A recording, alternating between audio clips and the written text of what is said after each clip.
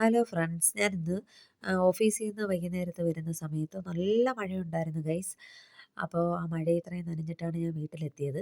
വീട്ടിൽ വന്നപ്പോൾ ഞാൻ വിചാരിച്ചു ചൂടോടെ എന്തെങ്കിലും കഴിക്കണമെന്ന് വിചാരിച്ചു. അപ്പോൾ ഞാൻ മൈദ മാവ് ഇരിപ്പുണ്ടായിരുന്നു. മാവും വെച്ച് ഇല കീറിക്കൊണ്ടുവന്ന് വാഴയില കീറിക്കൊണ്ടുവന്ന് അതിനകത്ത് ഞാൻ കുഞ്ഞായിട്ട് പരത്തി അത് ഒരപ്പം ചുട്ടു. കണ്ടില്ലേ? ഇതിന് ഞങ്ങൾ ഇവിടെ അടയെന്നാണ് പറയുന്നത്. നിങ്ങളൊക്കെ എന്താ പറയുന്നതെന്ന് അറിയത്തില്ല. ഓരോ നാട്ടിലും ഓരോരോ രീതിയാണല്ലോ പറയുന്നത്.